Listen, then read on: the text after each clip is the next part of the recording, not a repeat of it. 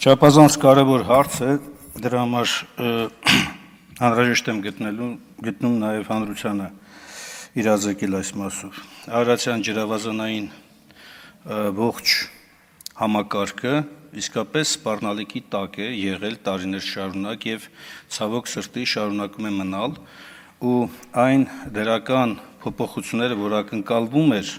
այն ժամանակ, երբ հաստատվեց նույն ԳԱՏՕ ծրագրի շրջանակներում իրականացված վերլուծությունների հետազոտությունների հիման վրա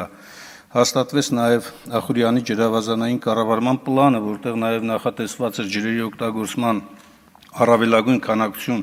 տնտեսության տարբեր ուղղություններով, այդ թվում նաև ձկնաբուծարանների համար, որ էականորեն պետք է նվազեցվեր,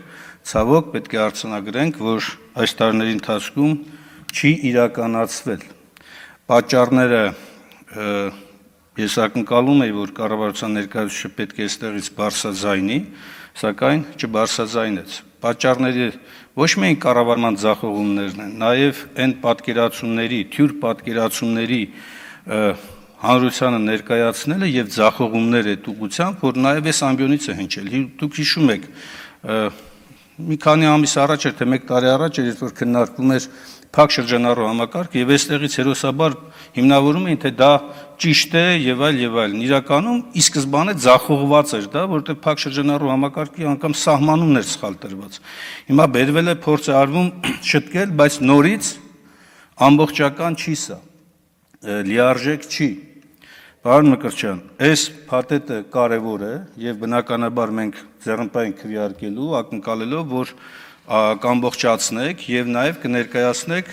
այն հիմնական անելիքները, որոնք ոչ միայն կառավարման ջրավազանային կառավարման պլանում պետք է ճշգրտումներ կատարվեն հաշվի առնելով նաեւ ներկա ստեղծված իրավիճակը, այլ նաեւ թիրախային ցուցանիշներ, որպեսզի հետագայում չափելի դառնա դա։ Հարգելի գործընկերներ, հարցի քննարկումն ավարտվեց, այժմ քննարկում ենք կառավարության կողմից ներկայացված թափոնների մասին օրենքում փոփոխություններ եւ լրացումներ կատարելու մասին եւ վարչական իրավախախտումների վերաբերյալ